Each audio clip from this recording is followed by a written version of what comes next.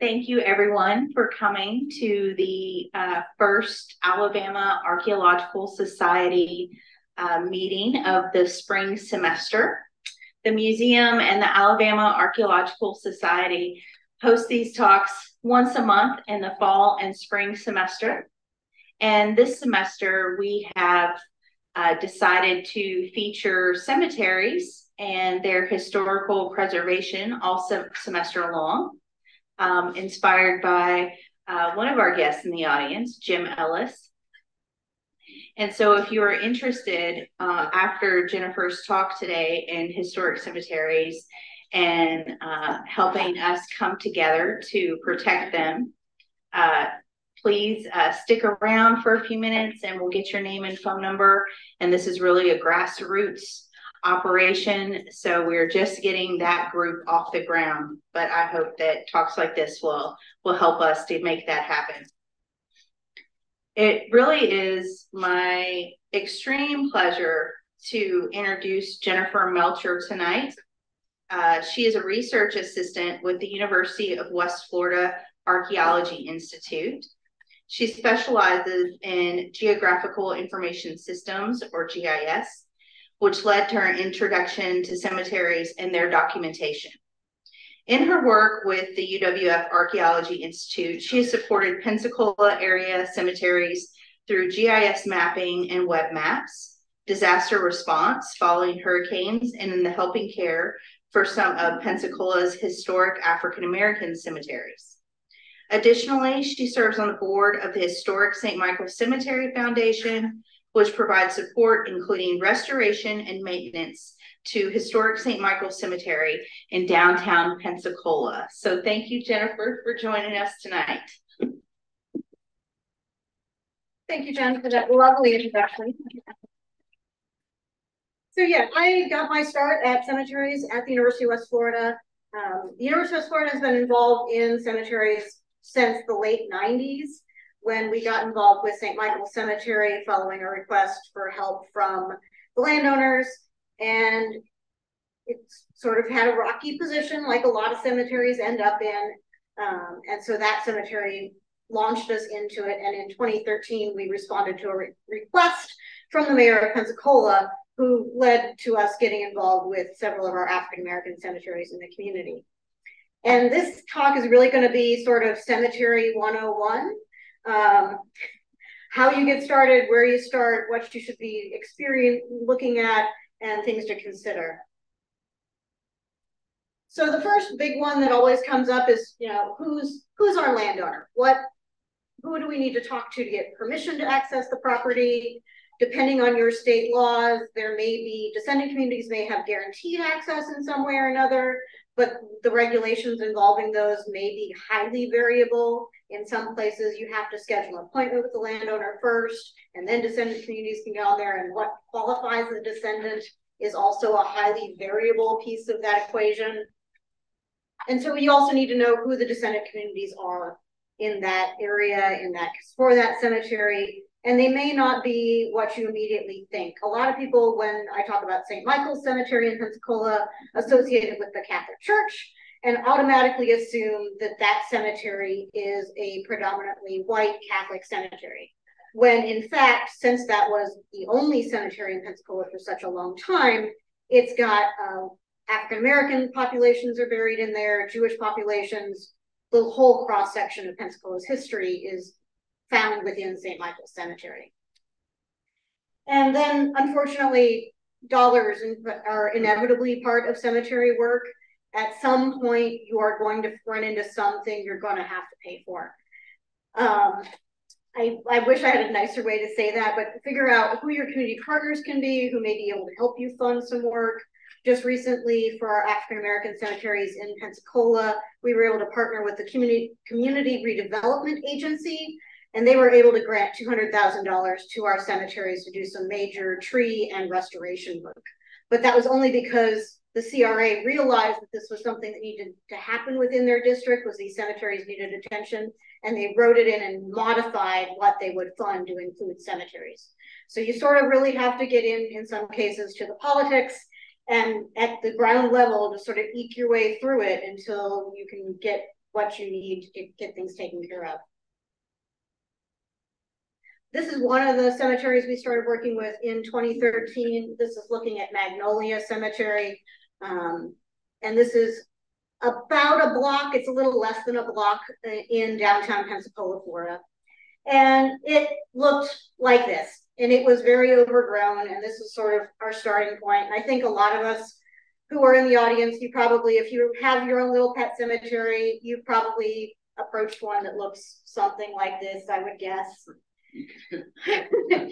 Or worse. Or worse. Or worse. Yeah, frankly, or worse. So where do we get started? And the first thing I really advocate for is making a map. And this does not have to be a high-tech map. If you've got access to a GIS system, there are a lot of ways you can map a cemetery that way, and that is great. If you don't, paper and pencil and a compass will still take you a long way and get you at least some idea what you're dealing with. Go through and document what's there. Get a basic needs assessment. What's your first priority? What's your second priority? Is there a tree that's about to fall down and cause damage? Get that tree out of there. Figure out how to get that tree out of there. Figure out how to get the worst of the vegetation managed. And these can be big efforts and with lots of volunteers involved. And also keep in mind, some of this is micro stuff. If you've got above ground tombs, inevitably those start growing vegetation, and that vegetation causes so much damage, but somebody who may not have a lot of mobility can still, maybe stand there or sit there and literally pick a piece at a time, whatever vegetation is growing on your marker or your monument off. So vegetation removal, frankly, is the biggest piece of the puzzle. And this is another place where in Pensacola, we've been so fortunate to partner with our county, and we've designated these sites as sort of heritage tourism sites, using them as, I don't really love the term outdoor museum, but that's sort of how we couch them so that we can fall under tourist development dollars. So we get money to mow the grass through those tourist development monies, which again, sort of have to work your way through it until you figure out how you can get things funded. So here's a good example of some mapping. This was literally, we just set out a grid with some flagging tape through the cemetery and just tried to get it mapped. And this was even before we did the vegetation removal in this business. And then after we got things mapped, we started getting community members from the local neighborhood, from the African American Methodist Episcopal Church. They came out and they actually formed the Historic AME Zion Burial Association, and they are now the landowners of record for this cemetery. So these were all things we sort of worked at to accomplish in the first couple of years, was to establish that connection. And just recently, after that grant was awarded, we had a chance to meet with the local pastors as well as the local bishop, and talk about the project and what was going to happen going forward and some plans we have for this cemetery. So this was the initial mapping effort. And here's another thing. When you're looking at your cemetery, you may run into a lot of things that you can't read. I highly encourage you to go back to your cemetery at different times of day. You'll notice this is the same marker. And in the one, I can mostly read it. In the other, the trees and the light and the shadow have made it pretty much illegible.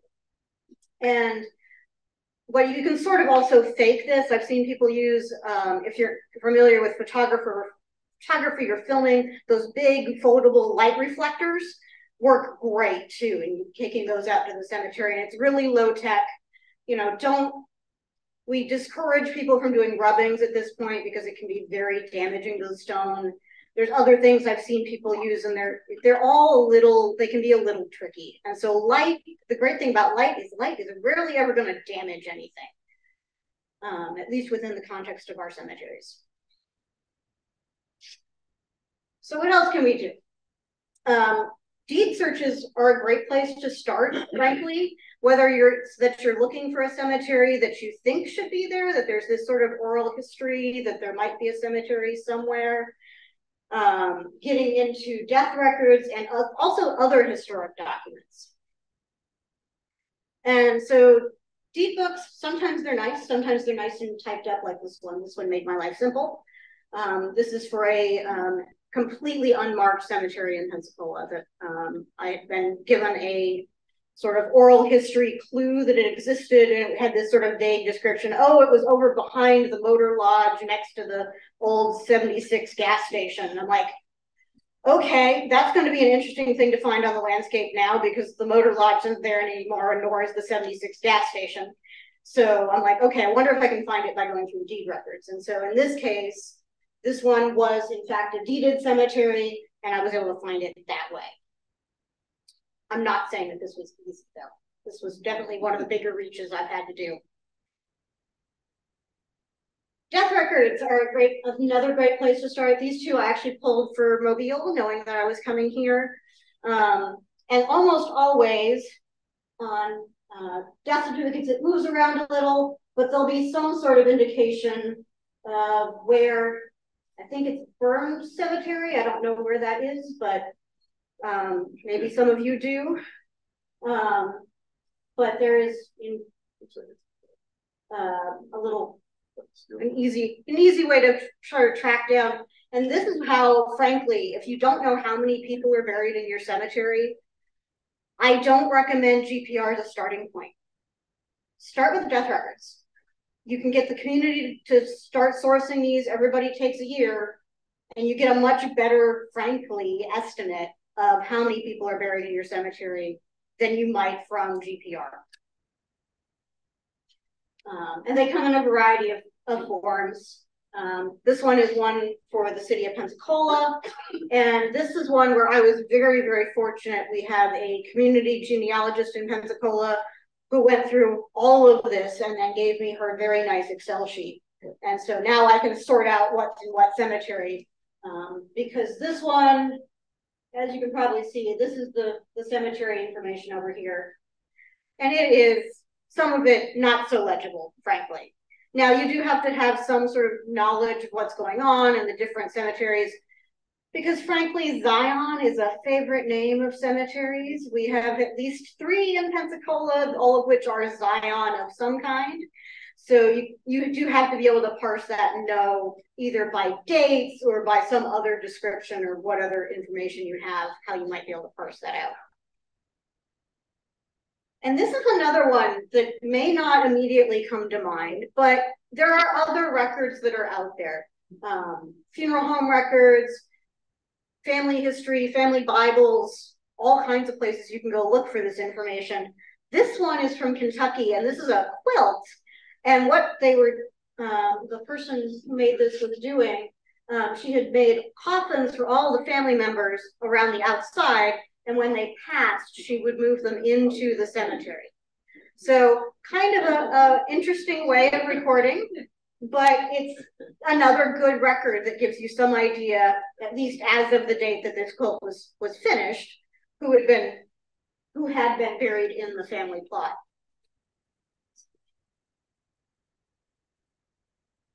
So getting a little further into working in the cemetery, you can do some cleanup. This is a bunch of our students in, I think this is AME Zion, it might be Magnolia, they're right next to each other, so sometimes I have a hard time telling which is which. But this is the Graduate Anthropological Association comes out normally a couple of Saturdays every semester, and they rake leaves. That is the biggest thing they do for us, is they rake up leaves and pick up some plastic flowers that are well past their prime, especially the ones that have gotten hit by the lawnmower once and just sort of exploded. Those are my favorite. Simple resets, these can normally be handled in-house just by sort of digging out carefully around the settled headstone, get pea gravel or whatever is available to you that you can use as a new base and raise up headstones. And then more complicated repairs. This is where things can get more complicated. You may want to hire a professional, or at least get a professional over to consult with you on how you would get things fixed. Cleaning. So this is a big one. This is the first one that everybody wants to do when they come to a cemetery. And I'm like, what I really need you to do is pull weeds. But first rule, do no harm. So if you see anything that is eroding or falling off or fragmentary, maybe don't hit it with a big aggressive scrub brush or power washer. And definitely, please don't use bleach or any of the other corrosive cleaning agents. They do more harm in the long run than they do good. But this stuff, D2 biological solution, this has been tested on national monuments. It's what they use in almost all of the national cemeteries to clean markers. And the great thing about D2 is it is a solution that continues working after you've applied it. So you can just spray it on and frankly walk away. And this stuff will sit there and continue to sort of erode the vegetation away without damaging the stone. So it's something that you don't feel like you can scrub, but you can still give it a mist of D2 and you'll have some of that vegetative growth that we so often see in cemeteries fade away. Yes, get a picture of that. It's good stuff. There's several sources of it. You can just Google D2 biological solution, you'll find it. Don't use metal implements for the most part in your cemetery, on your headstones. Again, they tend to do more harm than good. Use soft bristle brushes. Natural fibers are best, but plastics will work okay. Soft brushes, cloth, plastic influence when necessary if you've got something that's super, super stubborn. So one of the big things that I focus on in our cemeteries is just trying to keep things from being buried. And sometimes this is a perpetual task because erosion and Pensacola sands, I don't know how sandy or clayey it might be here in Mobile, but in Pensacola, we live on sand. And pretty much everything is constantly settling if it's a flat line marker on the ground. And we spend a lot of time just digging the dirt away and moving it elsewhere. Clear off the leaves and the lawn clippings. In an ideal world, the landscaper will help you with this if you have one, but sometimes they're not as good as others, and sometimes they're overworked and busy, and so it's a great thing for, again, community building project. Just go out and rake your cemetery. And the other thing, this was a really fortunate event for us. Emily Ford, who's with New Orleans City Cemeteries and also runs the preservation company, Open Laurel Preservation. We were able to contract with her to do a workshop for us. So I think that's a great option if you have a little money and not a ton of money. So in this case, she worked on this tube for us, and then we had the community come out and learn how to lime wash. And so now we have a community of volunteers who have that experience and can help us with lime washing some of our above ground tubes for which that's the appropriate treatment. Ideally, again, careful excavation if you have to pull something up from the ground, and keep an eye out. There may be, in some of our cemeteries, we found spirit jars or other offerings that have been left, and we tend to just leave those subsurface near the marker as best we can. Because normally by the time we've gotten there, they're broken. And so we just sort of move them underneath our new substrate that we're leaving. So pretty much we never remove soil from the cemetery. We just sort of reposition it is my best descriptor. And this is one of my big ones. Please don't use caulking, super glue, etc. to repair breaks. They don't tend to last. They end up not looking so great. I'm not going to tell you what to use. I am not a professional conservator. That is not my personal favorite hat. And from talking to different conservators, 3 different conservators will give you 6 different answers to what's the best option. So just consult with professionals. But pretty much everyone's sure that caulking and super glue, not good choices. Have an uh-oh plan. And literally, an uh-oh plan. I guess this could also be the expletive deleted plan. Because these are both cases. This one, just one afternoon. We think the landscaper may have hit it. We're not sure. But, you know, the water system in the cemetery just decided that we needed to have a geyser. And so I get this phone call, and fortunately, my father is a very handy individual. And so I called him up and he says, "What diameter pipe is it?" I'm like, "I think it's this." And my dad shows up with his bag of pipe fittings, and we were able to get it under control fairly quickly while I scrambled around and found the water shut off. And Dad got the pipe fixed, and we got everything solved that way. So have somebody who you can call that you can say, "Hey, I've got an issue. Can you help me get this fixed?" Or know who your plumber of choice is if you don't have a handy person. Your options, just have that information available for you so you know when this happens, you're not panicking and trying to figure out where the water shut off is and how am I going to get this fixed. Go ahead and get yourself that list of documentation going for your cemetery, who you're going to call. This was after Hurricane Sally. And after Hurricane Sally, the day I got power, I put together an ArcGIS dashboard for our cemeteries. And I went around to all of the cemeteries we help and anyone else who asked. So this was at the Jewish cemetery in Pensacola, who made a request to us to help them track their damage and get everything assessed. And so I went around and very quickly mapped all of the trees that were down, all the markers that were broken, any other issues that they had, and put it on a dashboard that we could then share with people. So when the county got their stuff together to do their ask of FEMA, these could have been included. Just make sure everybody can get access to that information. I've become a big fan of dashboards in GIS for sharing information like this. We mapped a few years ago Montgomery and AME Zion cemeteries, and we did it with a dashboard that included a basic condition assessment, just a good, fair, poor, you know. And it was a great tool, and the county had paid for this, and we could show the county commissioners, and they could see, you know, what we were dealing with in the cemetery in reality, because you sort of walk up on these cemeteries and your first instinct sometimes is, it's such a big problem. How am I going to, it's like an elephant. It's the whole adage about how do you eat an elephant one bite at a time. But if you can track it and sort of show that you're making progress, it makes it seem much more manageable, at least in my opinion. Hire professionals where appropriate. Working in cemeteries can be super challenging, and having people who know what they're doing with the right equipment will, in the long run, save you time and money.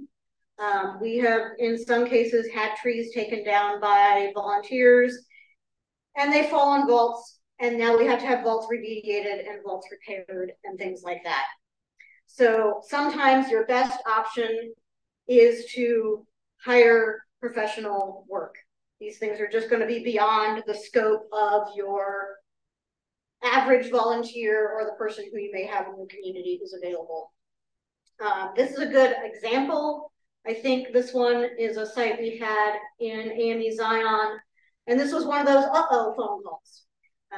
This one collapsed while we were mapping the site, and it is a 1920s marker. And one thing that's common in our cemeteries is all of our 1920s vaulted brick sites they're frankly at the point of failure. 100 years of acid rain and just general rough conditions have left them very vulnerable. And so I got this phone call from our mapping team, and they're like, "I don't think this was like this yesterday." And I'm like, "No, I don't think it was either." So I ran out there, and with a friend of mine, we got a strap around the headstone because it was at risk of tipping into the grave, and we absolutely didn't want that to happen. So we got it stabilized. And then again, my good friend at this point, Emily, came over, and she used a gantry system to lift this marker. And frankly, it barely worked in this case. It was a lot of trust in that gantry. And we, after this, bought a bigger winch for the gantry system, because that marker is much heavier than it looked at first glance. But the good thing is now that's what it looks like, which is, I personally feel like a huge improvement. Now, one thing here that I think is important to note is we did not do a complete restoration here. We made a call due to financial reasons and technical skills available to us. We did not restore the vaulted top of this site.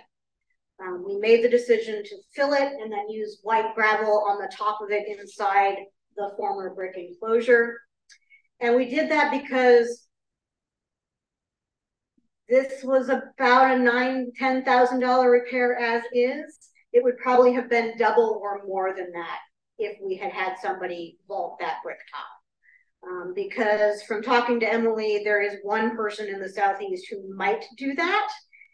And even that, they really don't enjoy playing with trying to get that done in these kinds of environments. So it's one of those skill sets that we have lost in vernacular cemetery architecture. So this was a choice that we made, and it, I think, has worked out well for us. We will probably do this again on a couple of other sites that are at risk of similar collapses. Sharing with the public. Your public is your best friends. If for no other reason, then you may be asking for their tax dollars to help pay for what you're doing, because inevitably CRA funding or tourist dollars, I mean, not so much the tourist dollars, but the community redevelopment agency, that comes out of property taxes. So just making sure you're interfacing with the public. If you are getting tourism dollars, having something you can point to and say, this is the thing we're doing to make sure the tourists know what this is and why it's important. So we've had benches installed, we've done bike racks, we've done varying types of interpretive signage. We're in the process of applying for a grant to get these replaced because they had faded. So this is one of those perpetual maintenance things, unfortunately.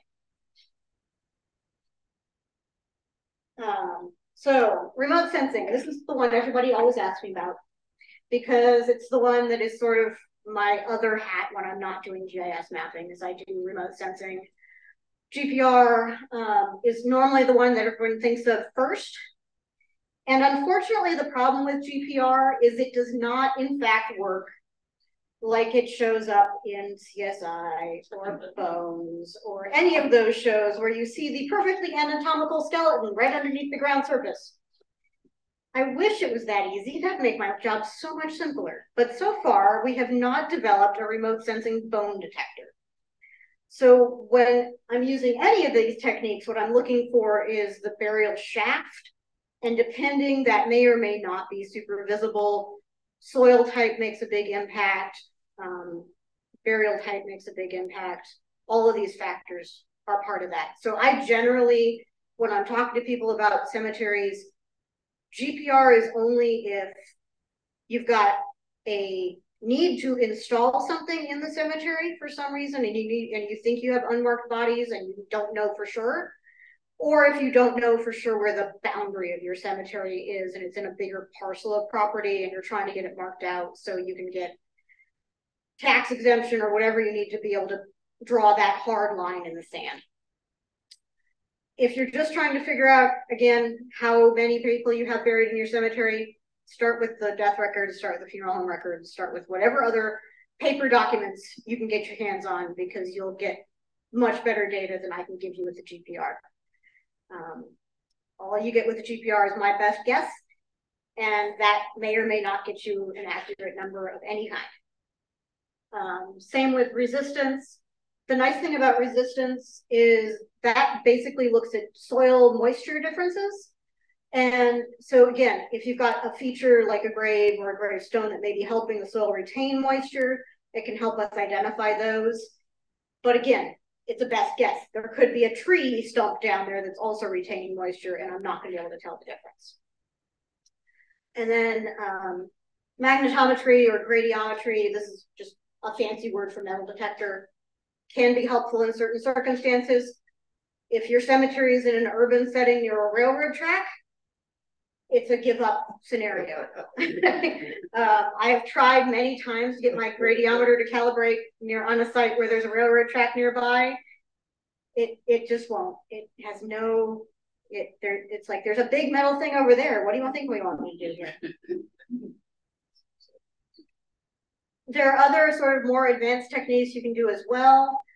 We've done 3D laser scanning and now photogrammetry in our cemeteries to create 3D models. And this is another great way, if you can't do changes of light in the cemetery, if you bring a 3D model into a computer program, you can deal with different light sources in that computer program. So if you've got something that's a little illegible, you can use use a photogrammetry or a laser scanning system. And the other thing we've started doing a little bit of is portable X-ray fluorescence. As more stone libraries develop, this lets us look at where stones are coming from.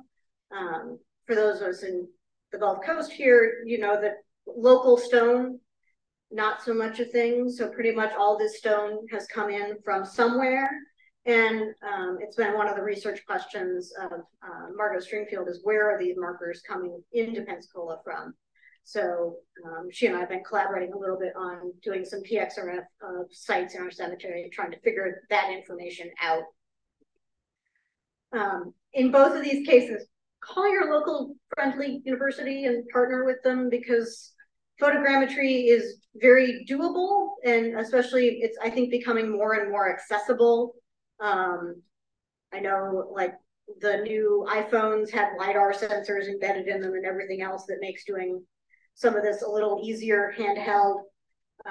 But if you're looking at chemical testing or, again, remote sensing, reach out to universities. We may not get it done fast, but we're happy to use your site as a training opportunity, as a test case. We may have a grad student who is looking for a thesis opportunity, all kinds of things that will let populations, you know, access our services that way. And with that brings me to the end of my sort of scripted talk, and I am going to open the floor to people who have questions or interests or concerns. Yeah. Earlier, you mentioned a technique called lime wash. What's that? Lime wash is a surface treatment that's commonly applied to plastered surfaces, and it is a surface that it's just lime mixed with water, basically. Do we have an expert in lime washing in the back? No, not a lime washing. But yeah, so it helps protect the surface, and it was something that would have been done on either an annual or a biannual basis to keep plastered surfaces from eroding, basically. Yeah.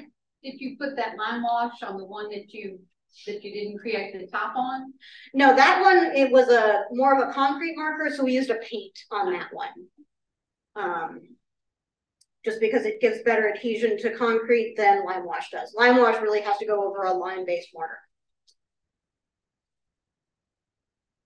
Yeah. How about listing cemeteries in the state or national register? Can you say something about that, the benefit of that, and the challenges of that? Absolutely. And if you have a cemetery or you think you have a cemetery, check with your state and see about filing something in Florida. We had an initiative recently where there's a short form. It fits on the back of a postcard. And you can just fill that in and send it in, and then somebody at the state level will track down that information that you gave them and figure out if that cemetery is already on the site file or if it needs to be listed, and go out and do the site visit. Different state site files work in totally different ways is what I will also say about that. So some states it's going to be easier to get it listed than others, but any way you can get them listed is very helpful, because then it's in the system. So if there's development or something going on, somebody's going to be aware that that cemetery is present and that it is listed as a historic cemetery, which again also opens up funding opportunities. Yeah.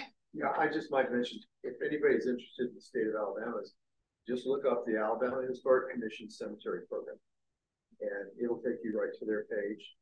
They are in the process.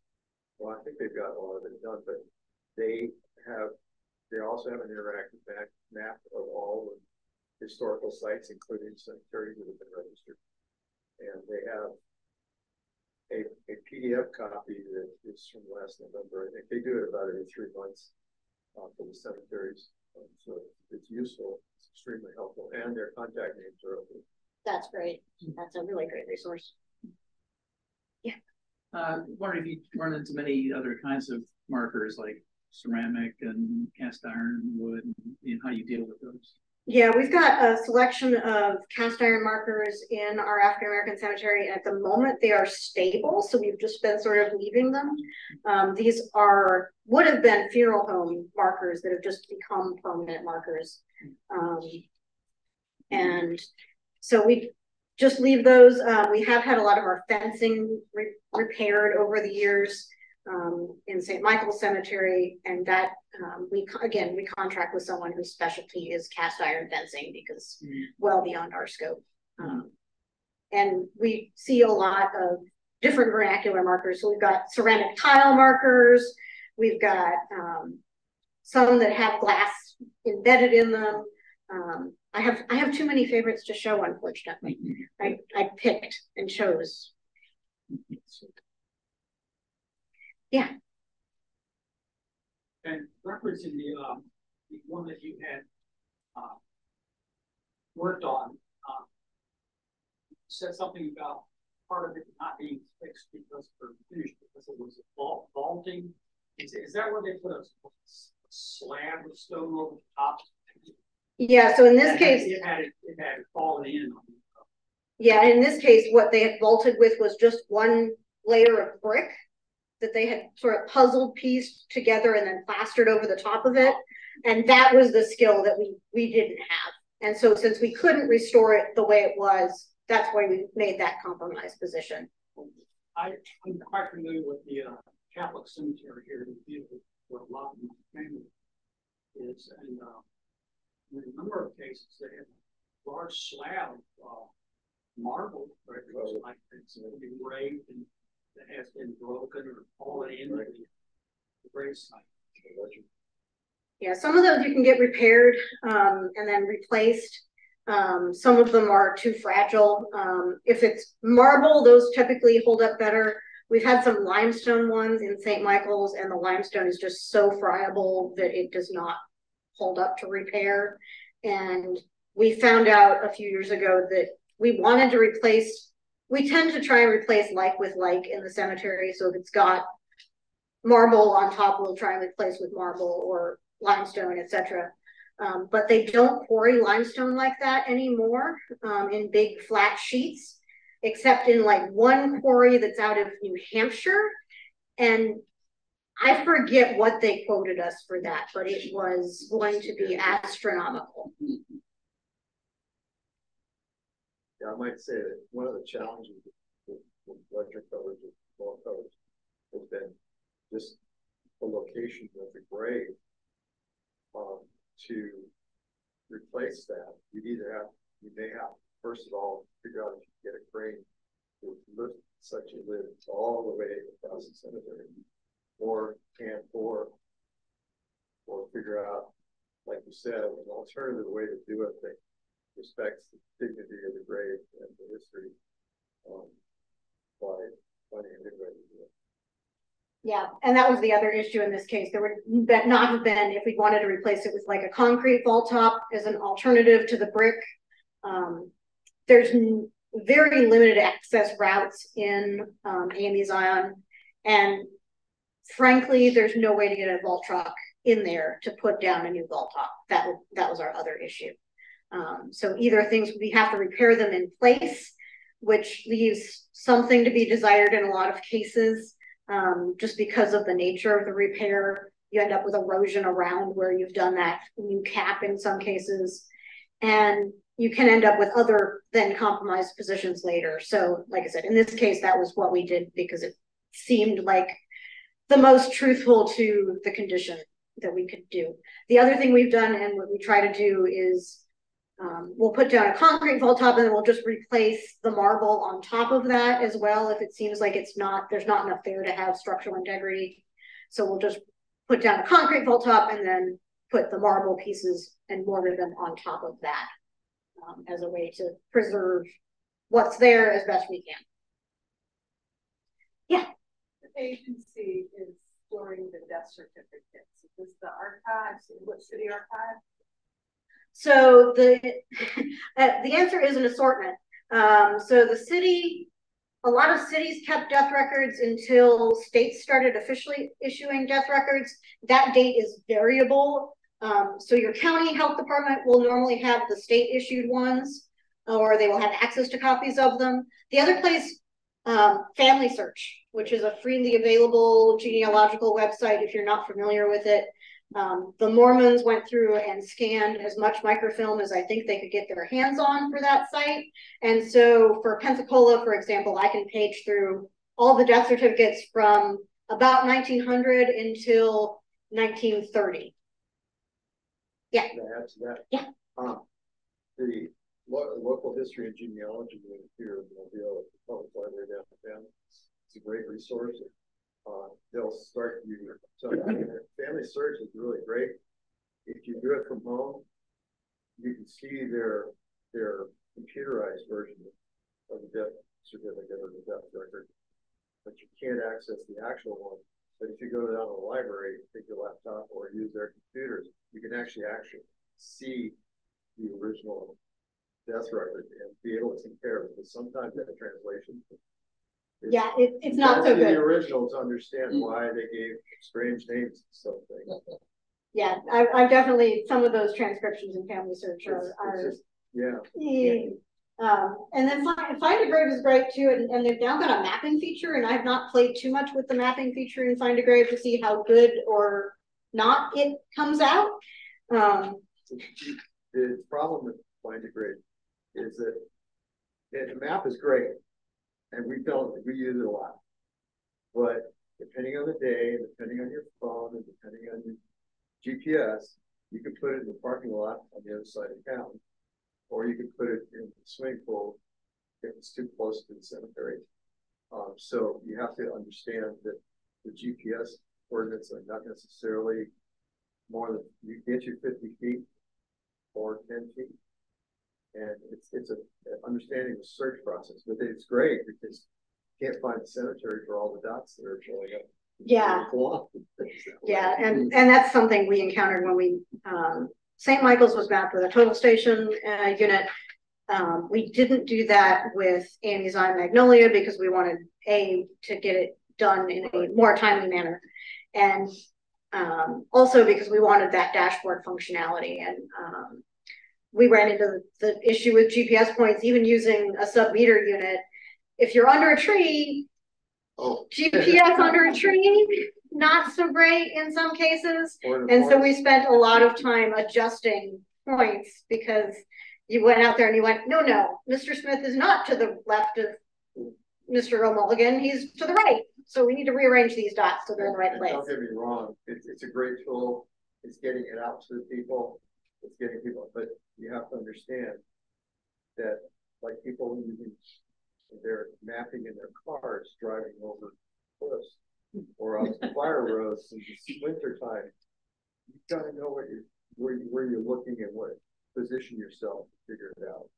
Yeah, like I said, I haven't played with it enough to know how good it is about telling you that kind of information. I learned how to use it and make it work, but it's useful. Good. Yeah. Could you go into a little bit about the funding you get from the state or from community or county, city? Yeah, it's a hodgepodge. So at St. Michael's Cemetery, it was designated as a state park in the 1940s, and so we get funding from the state as a state park. We get funding from the tourist development dollars from the county.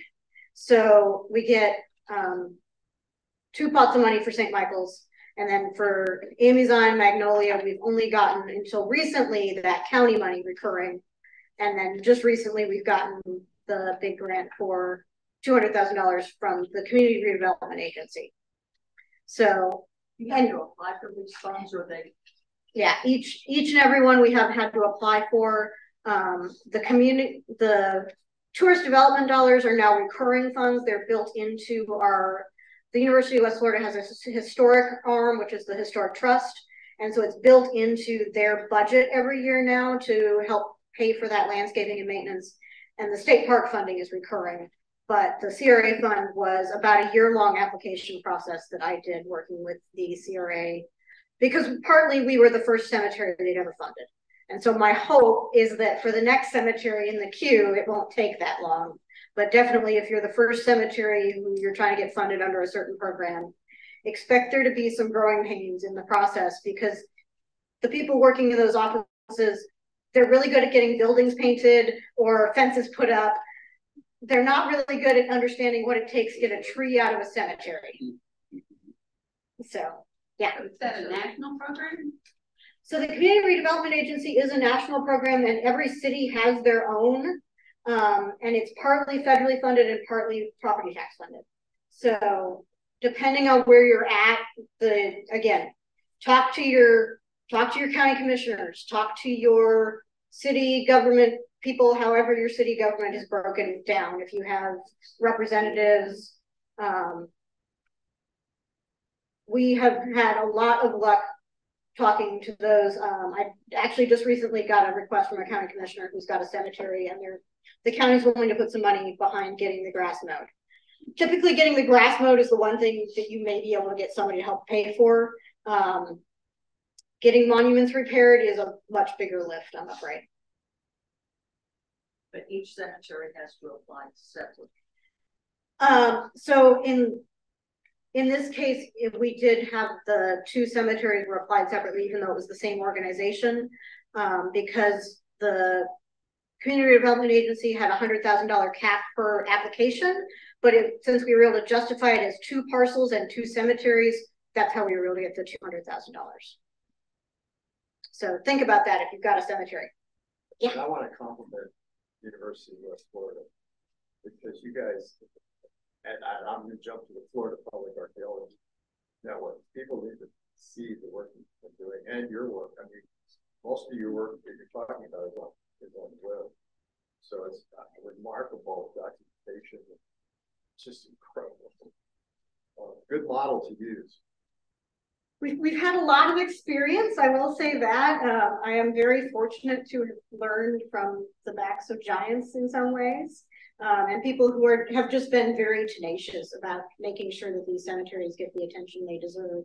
And frankly, just picking up the phone, because some of these places, it literally is a county commissioner going, how can we get help? And we're the ones there saying, okay, we can do this, this, and this. And we can do it in this order, and we can try and figure out how to make things happen. But, and those partnerships, you've got to have those partnerships. And it's a lot of being very political and very polite, and sometimes asking the same question over and over again. But thank you. Yeah. Do you have a sense of how many of the graves are identified versus unidentified? Because I know I had a relative in an unmarked grave in Seattle as an infant. No headstone. I know where he is. Yeah, one of the things I've done recently is death record analysis comparing to our map for Amy's on Magnolia. We have about 2,000 marked graves.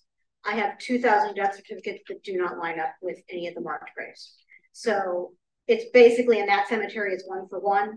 It's not quite as bad in St. Michael's Cemetery. It's about 2 to 1, but there's a lot is the long and the short of it.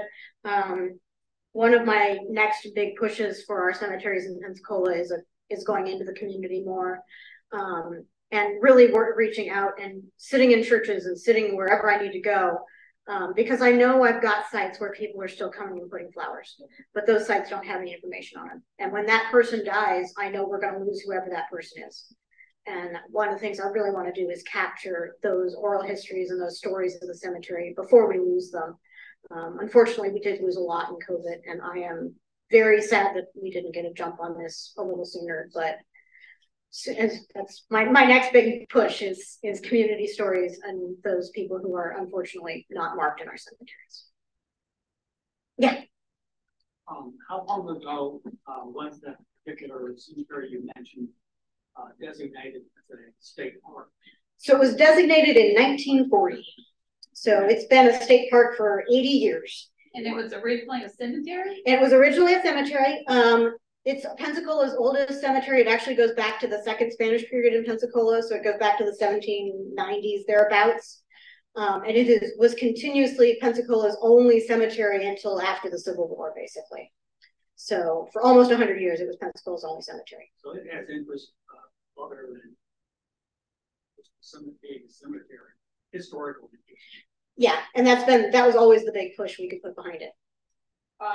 Since you mentioned it being in a park, I'm currently working on a project with the Diala Cemetery in Daphne, and it's in Village Point Preserve Park. So I was wondering how you work with the people who have the park area where your cemetery is located. So for a longest time, they forgot that we were a state park, to be frank. The state parks just totally forgot about us. We now have a good partnership with them. They're happy for us to basically keep doing what we're doing because they don't have to worry about it. But we do work with them on things where we need certain, their specialties. One of the things we have is frankly a kind of decrepit flagpole that is very temperamental. And they have people who are good at working with temperamental flagpoles. And so when we need that flag changed, our state park people come over and they get that flag changed for us. So that's one of the big ways that they've been a huge partner. They've helped us trim trees. But yeah, so we've used their crews for things where their crews frankly have the specializations that we needed. And that's where, again, figure out that list of who to call when something happens, that list. That's a great place to, start is if you're in a state park, start with the state park staff and what skill sets you have available there. Yeah. Do you reach all over the United States, or how far do you go? I am just Pensacola based, and I came over here because Jen asked very nicely. I'm happy to help in the local area, though. I have started doing GPR work over here for the Mobile Police Department, and I'm happy to expand that to the community for cemeteries as well.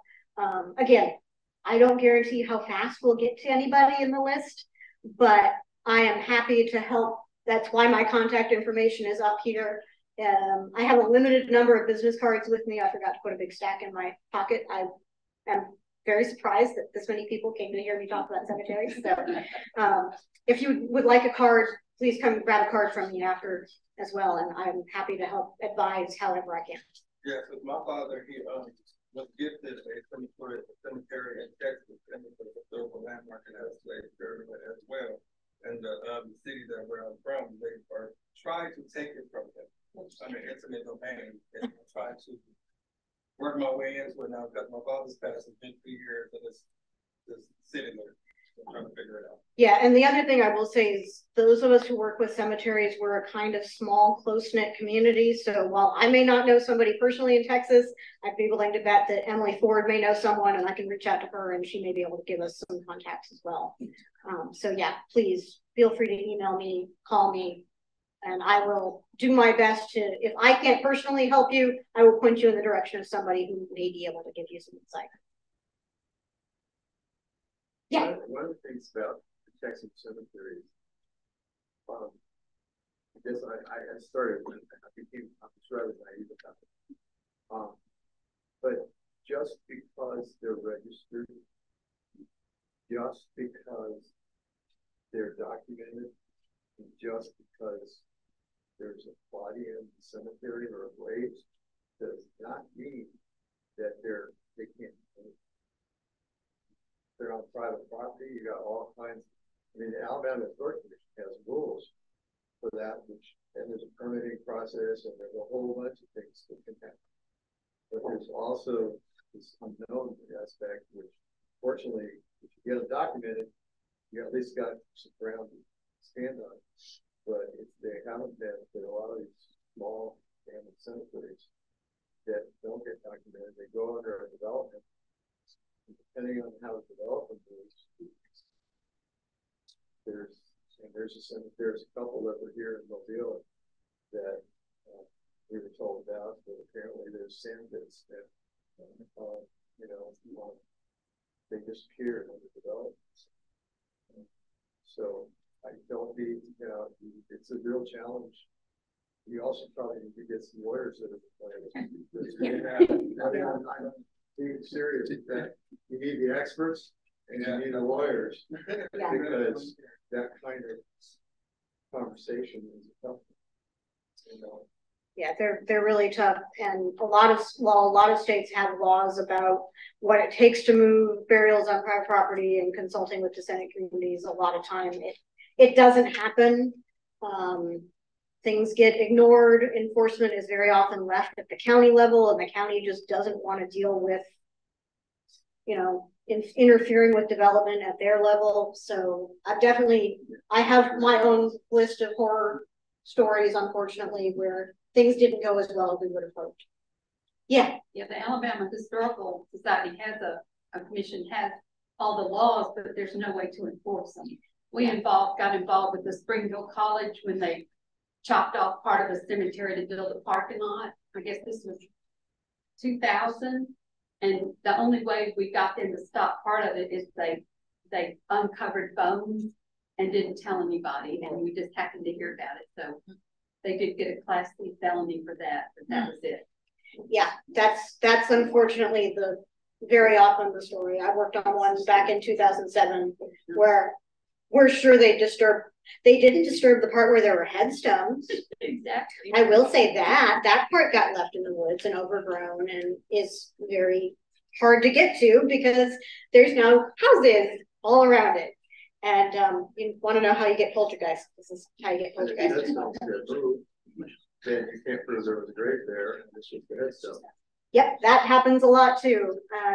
Weird call. I've gotten a few weird calls where somebody's like, do you think? And I'm like, I can't rule out that there is. I also can't rule out that there isn't. Because also headstones get, you know, replaced, and the old ones get repurposed and moved around, and Lord only knows where they end up too. So multiple issues with headstones. Yeah. Sorry, one other thing. D2. D2. I know it works, but I think the fundamental question is that I've seen, I've done some research on it. I like to do no harm. That's my philosophy. Do no harm. These are old. You know, it's shaving me and changing my hair color to make me different. You know, it's still old. So, you know, there's a beauty in the cemetery the way it is. Cleaning it, yes. Water is relatively no. But I've seen discussions of D2, and the national cemeteries do a lot of headstone replacements. They manage, once you get started on cleaning and you want that one characteristic, you better be ready for a lifetime of cleaning. At least that's the impression I get. Oh, absolutely. And there was an image of a D2 clean, had total black mold on it, or like it. And they cleaned it. They had before and after. 2 years later, that black was back in full force to start all over. And so sometimes leaving that patina on it, leaving that, you know, getting it clean enough that you feel comfortable with, realizing this, you know, that's probably the best way to do it. Yeah, water is, I'm with you. Water is by far my first thing, but everyone's always like, but what can I use if I can't use bleach? And D2 is at least better than bleach. And sunshine helps. Yes, sunshine helps a lot. If you can get the trees cut back, or don't remove all the trees. You know, but just realize that, and we were talking at one cemetery where there's a whole row of family headstones, and the ones under the trees have all this growth on them. The ones outside do not. And they want the ones inside as clean as, it's like, okay, it's not going to happen unless you take out and bring in more time. And when we start talking about it, the family begins to realize that, well, they really don't want to change that much. They don't want to do that involved in cleaning it. And when you use water 3 or 4 days, let it dry, come back a month, you'll see that it looks a lot better. Yeah, water is by far a great solution. Like I said, I put D2 up there just as the bleach alternative. But when they see the price for it. Right, a lot of times when you see the price for it, unfortunately, it's not cheap. But it does work very well. Really nice. Especially, I've had really good luck on some sites that were very heavily lichened, but the stone was starting to break down, and the D2 made the lichens at least fall off. So. And I've had the same question for old church cornerstones that are generally marble. and bleach has been used, and you can also see what power washers. Boy, once that does damage. Yeah, once something has been power washed, it's. You need a stone expert to come in and figure out how to put a seal on it. Yeah, yeah, power washing is. Please keep your power washers at home for your concrete driveway. And the same goes for the covers. Yeah. Power washing will do wonders for putting holes through them. They'll look ugly for a minute, but yeah, they'll put holes right through them. And that's one of the ones I always have to remind people when they're working in the cemetery. If we've got professionals out there that, you know, it's that much concrete. That's all that a lot of those wall tops are. Is, you know, an inch. Than you think they are. You know, most of them are an inch tops, and they're, you know, not really designed to support a human weight in the middle of them. So I encourage people to stay off of them, even though they look nice and stable and like sidewalks. So the tractors, the mowing tractors. Oh, mowing tractors are a whole other discussion. Sorry, I didn't even get into that.